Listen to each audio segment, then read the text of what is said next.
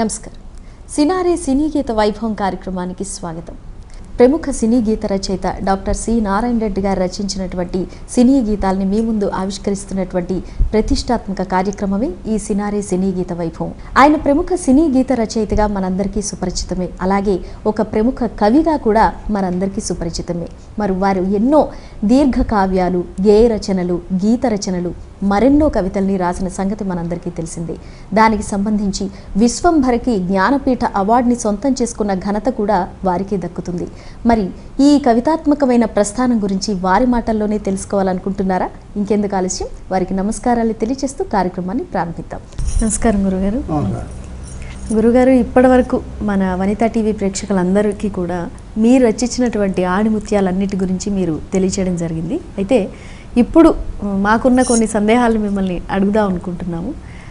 ముఖ్యంగా మీరు దాదాపు 3000కు పైగా పాటలు రాయడం జరిగింది. మీ సాహిత్య ప్రస్థానం గురించి మీ మాటల్లో వినాలనుకుంటున్నాం గురువుగారు. మీరు పాటలంటూ రాయడం మొదలుపెట్టిన దశలో అసలు పాట రాయాలనే కుతూహలం మీకు ఎందుకు కలిగింది, ఏ విధంగా కలిగింది గురువుగారు? 3000 పాటలు రాశారని అన్నారు మీరు. ఈ 3000 సినీ గీతాలు ఇవి. 3000 సినీ గీతాలు కూడా నేను అప్పుడప్పుడు రాసినవి. అంటే కేవలం సినీ గీత రచయితగా నేను ఎప్పుడూ లేను. ఈ పాటలు రాస్తున్న కాలంలోనే మొట్టమొదట నేను లెక్చరర్గా ఉన్నాను.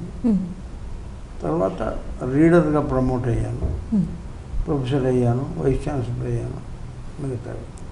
ఈ అన్ని దశల్లో కూడా నేను సినీ గీతాలు రాస్తూ ఉన్నాను.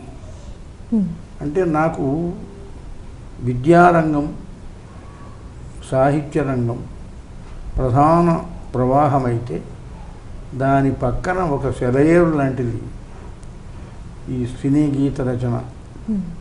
నాకు పాటలు రాయాలనేది నా బాల్యం నుంచే నాకు కుతూహలం ఉంది. తర్వాత మరో దశ వచ్చేసరికి గీత రచన చేశాను. సాగుమావో నీల మేఘమా గగన వీణా మృదుల రాగమా బీటవారిన చేల పీయూషములు రాల గరికలేని పొలాల మరకతమ్ములు తేల సాగుమావో నీల మేఘమా గగన వీణా మృదుల రాగమా. నేను బిఏ తరగతిలో ఉన్నప్పుడు రాసిన గీతం ఇది. ఇది ఆకాశవాణి నుంచి ప్రసారం అయింది. తర్వాత సంగీత రూపకాలు రాశాను. నవ్వని పువ్వు, వెన్నెల రేడు, దగ్ధశాంతి, ఇలా ఇవన్నీ కూడా ఆకాశవాణిలో వచ్చాయి. వీటిలో అన్నీ ఇదంతా పాటలతో కూడుకున్నది. ఇది కాక రామప్ప సంగీత రూపకం, అది ఆకాశవాణిలో ప్రసారమైంది. అందులో సంభాషణలు ఉంటాయి, గీతాలు ఉంటాయి. గాయక గంధర్వుడు బాలమురళీ కృష్ణ గారు అందులో పాత్ర, ప్రధాన పాత్ర, ఆయన పాడారు. అట్లాగే కమల అని ఇంకో ఆవిడ ఉంది. ఆ పాటలు కూడా అందులోని పాటలే. రాల లోపల పూలు పూచిన రామ మందిర లీల ఆ రామ సుందర హేళ అనేది. ఈ నందని రాళ్ళలో ఆ కన్నులు దాగిన సినిమాలోకి ఎక్కిందే, అది అందులోదే. ఆ పాట గురించి తెలుసుకున్న నిర్మాత అప్పుడు అమరశిల్పి దక్క కొంచెం మార్పులతో దాన్ని రాజేశ్వరరావు గారు స్వరపరిచారు. అంటే మీరు సినీ రంగ ప్రవేశం చేయడానికి ముందే మీరు ఎన్నో పాటలు రాయడం జరిగింది. అయితే సినీ రంగ ప్రవేశం చేయాలని దానికోసం ఎప్పుడైనా విశ్వ ప్రయత్నం చేయడం అనేది ఎప్పుడైనా జరిగిందా గురువు గారు? ప్రయత్నం ఏనాడు లేదు. ఇప్పటికైనా నేను రాస్తానని తెలుసు. నాకు సినిమా రంగంలో ప్రవేశించి పాటలు రాయడం కంటే గేయకావ్యాలు రాయాలనే ఒక ఆకాంక్ష అధికంగా ఉండేది. ఆ దృష్టితోనే నేను విశ్వగీతి లాంటి దీర్ఘగీతం, అంబరాల చుంబించి అంతరాల స్పర్శించి జలధరాల అధరాంచల గళ ఇంద్రధనుర్ విచిత్రహాసం ప్రతిబింబించే గేయం రాయాలి నేను గేయమని. ఇది నేను ఎంఏలో ఉన్నప్పుడు రాసింది. ఓకే, అంటే రాయాలనే కోరికనే అదే కవితాత్మకంగా రాసుకున్నారు. Okay okay. ఆ తర్వాత విశ్వగీత అనే ఒక దీర్ఘ గేయం, తర్వాత కావ్యరచన నాగార్జున సాగరం, కర్పూర వసంతరాయలు, విశ్వనాథ నాయుడు, ఋతుచక్రం లాంటి అసలు విశ్వంబర్కి జ్ఞానపీఠ అవార్డు వచ్చింది కదా గురువుగారు. అంటే మీరు ఎప్పుడైనా అంటే ఒక రకమైనటువంటి ఆశయంతో అది రాయడం జరిగిందా, ఎలా అయినా దీనికి మంచి గుర్తింపు వస్తుందనే భావనతో రాయడం జరిగిందా? నా మనసు పరికించింది అది.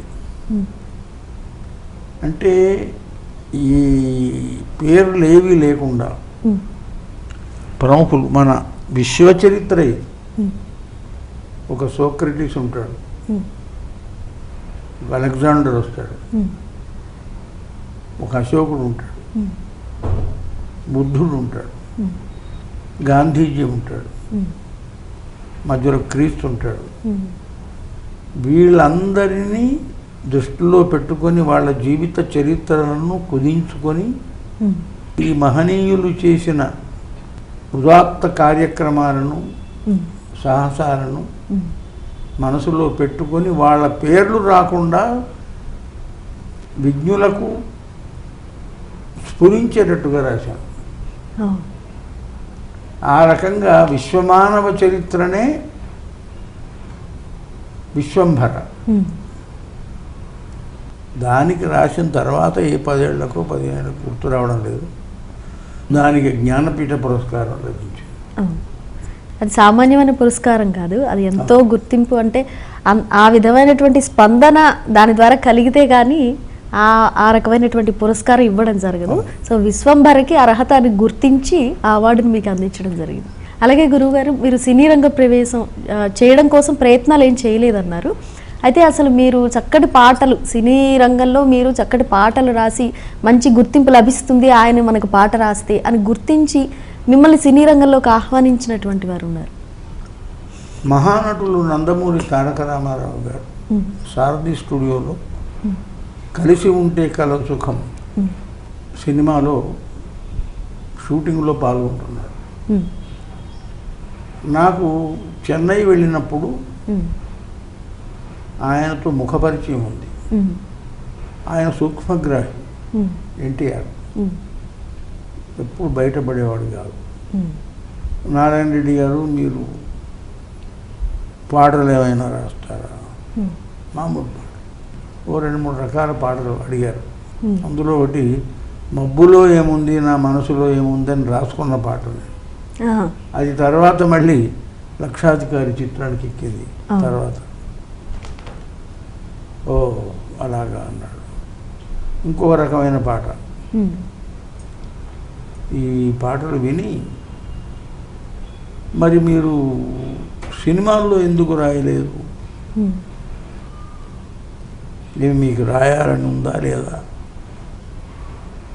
రాయించుకునేవారు నాకు అనుగుణంగా రాయించుకుంటే రాయాలని ఉంది, ఆ అవకాశం మాకే దక్కుతుందేమో అన్నాడు రామారావు గారు. ఆయన క్షణికం, ఆయన వెంటనే సద్యస్ఫూర్తి అంటారు దాన్ని, తెలుసుకున్నాడు, ఓ రాయగలుగుతాడు. సరే అన్నాడు. అయితే ఒక నియమం ఏమిటి, నేను రాసే మొట్టమొదటి చిత్రంలో మొత్తం పాటలు అయితే రాస్తాను. ఓ అలాగా. మార్చి నెల నుంచి గురేబ కావడి కథ చిత్రం ప్రారంభిస్తున్నాం. అందులో 10 పాటలు ఉంటాయి. ఆ 10 పాటలు మొత్తం మీరే రాయండి. అక్కడే చెప్పేశారు వెంటనే. చెప్పాను కదా, చాలా గొప్ప మేధ. 10 రోజులు ఉన్నాను ఆయనకు అతిథిగా. 10 పాటలు సినిమా రంగానికి సంబంధించి 3000 పైన పాటలు రాయడం జరిగింది. అందులో యుగళ గీతాలు, ప్రణయ గీతాలు, తర్వాత చైతన్య పరిచేటువంటి గీతాలు, ఇలా చాలా రకాల భక్తిపరమైన గీతాలు, శృంగార గీతాలు, చాలా రకాలు ఉన్నాయి. వీటన్నిటిలో మీ మనసుకు నచ్చినటువంటి, అంటే ఈ రకమైనటువంటి పాటలు రాయడం నాకు బాగా ఇష్టం అనేటువంటి పాటలు ఏ అంశం అంటారు ఇందులో? ఏ రసమైనా, ఏ వస్తువు అయినా నా హృదయాన్ని స్పందింపజేసినప్పుడు నేను రాసిన పాట బాగా నచ్చుతుంది. నాకు ఈ క్లబ్ పాటలు రాయవలసిన అవసరం ఏర్పడేది, కానీ అనివార్యం, తప్పేది కాదు. వాటిల్లో కూడా కొంత వస్తు నవ్యత, భావనవ్యత కలిగి చేసేవాడిని. అలాంటి పాటే మాయదారి సిన్నోడు మనసేలాగేసిండు మాఘమాసమెల్లేదాకా మంచి రోజు లేదన్నాడే ఆగేదెట్టాగా అందాక ఏగేదెట్టాగా రామ చెప్పవే కామ చెప్పవే అత్తమ్మ చెప్పవే రత్తమ్మ చెప్పవే ఆగేదెట్ట. దీనికి రమేష్ నాయుడు సంగీత దర్శకుడు ఒక సన్నివేశం చెప్పారు ఇలా. అది నేను ఇంటర్వెల్ టైంలో ఇంటికి వెళ్ళే ముందు ఆ సన్నివేశాన్ని రాసుకున్నాను. మాయదారి చిన్నోడు మనసు ఎలాగేసిండు మాఘమాసం. నేను వచ్చే వరకు ఆ కాగితం అక్కడే ఉంది. దాన్ని రమేష్ నాయుడు గారు తీసుకొని ఈ బాణీ చేశాడు. సాధారణ ప్రతిభావంతుడు. మామూలుగా అయితే దాన్ని మాయదారి చిన్నోడు మనసేలాగేసిండు మాఘమాసమెల్లేదాకా మంచి రోజు లేదన్నాడు ఆగేదెట్టాగా సాగేదెట్టాగా ఆగేదెట్టాగా అంటారు జానపద శైలిలో. ఈయన మాయదారి చిన్నోడు మనసేలాగేసిండు మాఘమాసమెల్లేదాకా మంచి రోజు లేదన్నాడే. ఎల్లారీశ్వరి చాలా అద్భుతంగా పాడింది. ఈ తరహా పాటలన్నీ ఆవిడే పాడితే ఉండేది కదా గురువు గారు? ఈ తరహా పాట అనేది కాదు, ఇది ముందు చెప్పానే మాఘమాసం లేదా మంచి రోజు లేదన్నాడే, అది ఆవిడ శైలి, ఇది కాదు. కానీ ఈ పాట అద్భుతంగా పాడి అంత వైవిధ్యభరితంగా ఉంటాయి పాటలు. అలాగే గురువుగారు, ఇప్పుడు మీరు మహోన్నతమైనటువంటి సినిమాలు తీసినటువంటి నిర్మాతలు, దర్శకులు, అలాగే సంగీత దర్శకులు, ఎంతో అద్భుతమైన సంగీత బాణీని అందించినటువంటి గొప్ప వ్యక్తులు అందరితోటి కూడా మీరు కలిసి పనిచేయడం జరిగింది. వారికి చక్కటి గీతాలు రాసి అందించడం జరిగింది. అయితే అప్పటి నుంచి ఇప్పటి వరకు కూడా, అంటే ఇప్పుడు వర్ధమాన దర్శకులతో కూడా మీరు కొన్ని పాటలు రాసి వాళ్ళకి ఇవ్వడం జరుగుతుంది. అప్పటి నుంచి ఇప్పటి వరకు మీరు మీ అనుభవంలో మీరు చూసినటువంటి మార్పులు ఏమైనా ఉన్నాయా? మార్పులని యథమిత్తంగా చెప్పలేము. ఒక్కొక్క సంగీత దర్శకుడు దూకుడు పాటలు రాస్తాడు, పాకుడు పాటలు రాస్తాడు, నిదానంగా నడిచిపోయే బాణీలు చేస్తాడు. కాబట్టి ప్రతి ప్రతిభావంతుడైన సంగీత దర్శకుడిలో అన్ని శైలులు ఉంటాయి. అయితే కొందరిలో కొంత ఆధిక్యం ఉంటుంది. ఇప్పుడు మహాదేవన్ ఉన్నాడు,